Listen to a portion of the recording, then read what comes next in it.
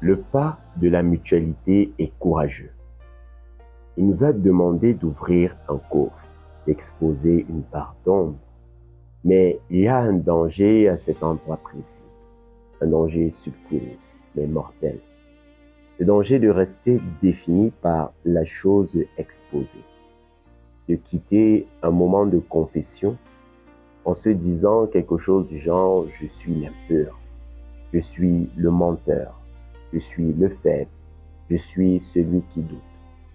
Si nous faisons cela, la lumière de la mutualité nous a montré la boue, mais ne nous a pas rappelé qui nous sommes. Elle nous a mis à genoux sans nous relever. C'est là que nous avons besoin du portail le plus important pour la marche dans la lumière, celui qui redéfinit toute notre existence. C'est pourquoi aujourd'hui, bien-aimés, nous parlerons de la lettre I du protocole lumière pour l'identité. Reste connecté, je t'explique tout ça maintenant.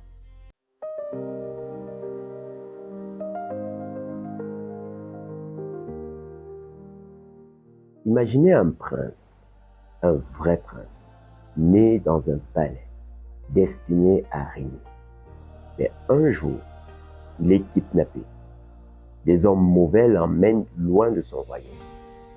Pendant 20 ans, il est élevé parmi des esclaves. Il travaille comme un esclave. Il mange comme un esclave. Il pense comme un esclave. Il a oublié qui il est. Un jour, un messager du roi arrive. Il s'agenouille devant lui et lui dit que tu n'es pas un esclave. Tu es le fils du roi. La question n'est plus peut-il travailler comme un esclave? La question est, va-t-il croire qu'il est un prince? Vous aussi, bien-aimés, vous avez été kidnappés par le péché, par le mensonge, par l'accusation. Vous avez vécu comme des esclaves. Vous vous êtes définis par vos chaînes. Aujourd'hui, un message arrive du ciel. Il te dit ceci. Tu n'es pas ce que tu as fait. Tu n'es pas ce qu'on a dit de toi. Tu es un enfant de Dieu. Tu es lumière.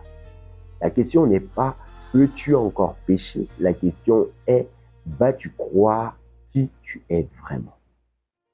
Bien-aimé, je ne lutte pas pour devenir lumière. Je lutte parce que je suis lumière. Alors revenons à notre épine dorsale, notre vérité fondatrice. Éphésiens chapitre 5, le verset 8. Mais cette fois-ci, nous ne le lisons pas comme un principe. Proclamons-le comme un décret sur nous. Lisons-le ensemble à voix haute dans nos cœurs. La parole nous dit que autrefois vous étiez ténèbres et maintenant vous êtes lumière dans le Seigneur. Marchez comme des enfants de lumière. Regardez bien l'ordre divin. Il est immuable. Il ne peut être inversé, bien aimé. Premièrement, il y a l'être, ce que vous êtes lumière. Deuxièmement, il y a le faire, ce qu'il faut que vous marchiez comme. Bien-aimé, Dieu ne dit jamais « marchez comme des enfants de lumière pour devenir lumière ». Non, il dit « vous êtes lumière ». Alors, marchez en conséquence. C'est-à-dire que votre comportement doit jaillir de votre identité, non l'inverse. C'est la différence entre un pommier qui porte des pommes parce qu'il est un pommier et un chêne qui s'épuise à coller des pommes sur ses branches. Tu vois? Vous ne devenez pas lumière en marchant bien. Vous marchez bien parce que vous êtes déjà lumière. Et je l'ai déjà dit, bien aimé, je ne lutte pas pour devenir lumière, je lutte parce que je suis lumière. Alors, comment fonctionne le test du I? C'est le filtre le plus puissant du protocole bien-aimé. Et pourtant, la question, elle est simple.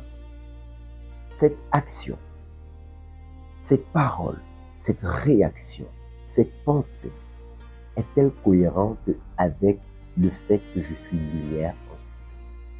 ou est-ce un comportement d'anciennes ténèbres que je traîne malgré ma nouvelle nature? Bien-aimé, ce n'est pas est-ce que c'est bien ou mal, c'est est-ce que c'est moi? Est-ce que ça me ressemble à moi, le nouveau moi? Quand vous êtes sur le point de vous mettre en colère, de mentir, de vous décourager, de jeter un regard impur, de ruminer une amertume, arrêtez-vous une seconde et demandez-vous, est-ce que ça, c'est digne de quelqu'un qui est lumière? Ce qui ne vient pas de ta vraie identité bien-aimée n'a pas le droit de gouverner ta vie. En grec, le verset fondateur que nous avons lu est encore plus puissant. Vous êtes lumière utilise le verbe ester. C'est un fait accompli, une réalité présente et inébranlable. Et on verra que marcher utilise péripatéité. C'est un présent à l'impératif, une action continue, un mode de vie à adopter, un choix quotidien. Il y a donc une tension saine entre le je suis, c'est-à-dire ce que Dieu a fait de moi une fois pour toutes, et le je fais, c'est-à-dire ce que je choisis de vivre jour après jour. Votre vieille nature, la chair avec ses habitudes, vous pousse à agir selon les anciennes ténèbres. Mais votre nouvelle nature, c'est-à-dire l'esprit régénéré, aspire à agir selon la lumière que vous êtes déjà. Donc, quand vous cédez à la colère, à la tromperie, à l'impureté, vous laissez l'ancien je qui était ténèbres piloter le nouveau je qui est lumière. C'est une usurpation d'identité. Le test du I est le rappel à l'ordre de votre véritable citoyenneté. C'est vous dire à vous-même, stop, attends, je suis lumière. Est-ce que ce que je m'apprête à faire est digne de ce nom? Est-ce que cela reflète ma vraie famille, mon vrai royaume? Je ne lutte pas pour devenir lumière, je lutte parce que je suis lumière. Rappelez-vous de Marc, de la lettre M, celui qui avait confessé sa lutte contre la pornographie. Il a ouvert le coffre et il a été libéré du secret. Mais le lendemain de sa confession, la honte est revenue. Une voix lui murmurait quelque chose du genre, tu vois, tu es un pervers, un hypocrite. Tu as trompé tout le monde à l'église pendant des années. Alors retourne dans l'ombre, c'est ta place. Bien-aimé, c'est là que le I doit tonner comme un éclair dans sa conscience. Pourquoi? Parce qu'à ce moment-là, Marc doit s'arrêter. Il ferme les yeux et il se souvient du verset qui lui dit que tu es lumière. Alors, il fait quoi? Il se lève. Il déclare contre ses sentiments, contre l'accusation que non. Je dis non. J'étais ténèbres, mais maintenant, je suis lumière. Cette lutte est une habitude de l'ancien moi qui résiste. Mais ce n'est pas moi. Mon vrai moi est uni à Christ. Et il haït cette chose. Je ne suis pas un pervers, je suis un enfant de Dieu qui combat une habitude. Bien-aimé, Marc ne nie pas la lutte. Il ne fait pas semblant que tout va bien, mais il change de camp. Avant, il combattait comme un ténèbre, essayant désespérément d'être propre. Mais maintenant, il combat comme une lumière, repoussant avec autorité tout ce qui contredit sa nature. C'est ça l'identité bien-aimée. Elle ne supprime pas le combat. Elle change depuis où on le mène. Bien-aimé, je te l'ai déjà dit et je le redis. Ce qui ne vient pas et ta vraie identité n'a pas le droit de gouverner ta vie.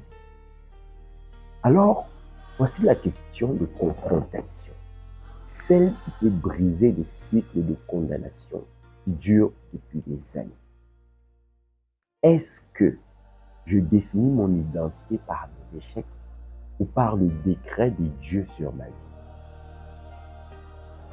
Quand je tombe, est-ce que je me dis, je suis un échec, je suis nul, je ne changerai jamais? Ou est-ce que je déclare que j'ai failli à qui je suis vraiment? Mais en Christ, je reste lumière, je me relève et je continue. Écoutez-moi bien, bien-aimé, votre identité n'est pas un score que vous devez maintenir. C'est un don que vous devez croire. La repentance n'est pas un ticket à prendre pour redevenir lumière. Non. La repentance, c'est le moyen de vous réaligner avec la lumière que vous n'avez jamais cessé d'être en Christ. Un enfant de Dieu qui pêche ne redevient pas un enfant du diable. Ça, c'est un mensonge. Il reste un enfant de Dieu, mais un enfant qui marche dans l'obscurité. Et bien aimé, quand il se répand, il faut comprendre qu'il revient simplement à la lumière. Mais il a toujours été un enfant. Et c'est crucial. Parce que si vous ne comprenez pas ça, vous vivrez dans la peur permanente de perdre votre salut à chaque chute. Bien aimé, je l'ai déjà dit et je le redis. Je ne lutte pas pour devenir lumière. Je lutte parce que je suis lumière. Alors, voici ce que je voudrais que vous fassiez cette semaine et dès aujourd'hui. C'est un acte de guerre, une déclaration solennelle. Premièrement, identifiez une seule zone où vous vous sentez défini par un échec ou une faiblesse répétée. Par exemple, vous vous dites, je suis colérique, je suis peureux, je suis impur, je suis nul, je suis rejeté, je suis découragé. Deuxièmement, prenez un stylo et une feuille. Écrivez cette fausse identité sur le papier. Par exemple, j'écris « je suis colérique ». Dans le troisième point, je voudrais que tu fasses ceci. À côté, écrivez la déclaration biblique qui contredit cela en vous appropriant Éphésiens chapitre 5, le verset 8 et d'autres versets.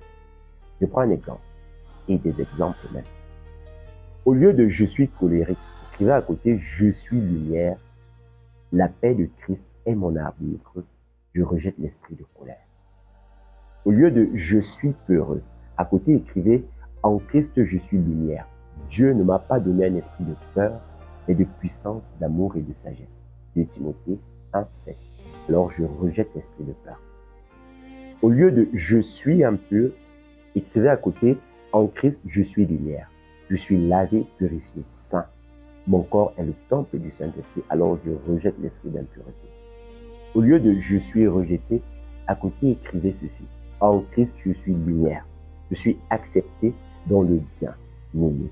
Je suis enfant de Dieu, alors je rejette l'esprit de rejet. Bien-aimé, après, lisez cette déclaration à voix haute 3 fois par jour cette semaine. Le matin au réveil, à midi et le soir avant de dormir. Bien-aimé, ce n'est pas de la pensée positive. Ce n'est pas du développement personnel. C'est réaligner votre pensée sur la vérité de Dieu. C'est parler à votre âme depuis votre statut céleste. C'est obéir à ce que le Psaume 42 nous dit. Pourquoi t'as battu mon âme? Espère en Dieu. Bien-aimé, je voudrais te donner un geste. Quelque chose que vous pourrez emporter cette semaine. Une sorte de déclencheur, un rituel sacré. Chaque fois que vous vous regarderez dans un miroir, le matin, en vous lavant, dans la journée ou encore le soir, faites ces 3 gestes. Premièrement, regardez votre reflet droit dans les yeux. Deuxièmement, Posez votre main droite sur votre poitrine à l'endroit du cœur. Et après, dites à voix haute ou dans votre cœur cette phrase simple. En Christ, je suis lumière. C'est tout, bien aimé. 3 secondes. Mais ces 3 secondes, je peux t'assurer, changent tout. Le miroir devient un hôtel. Chaque reflet devient une proclamation.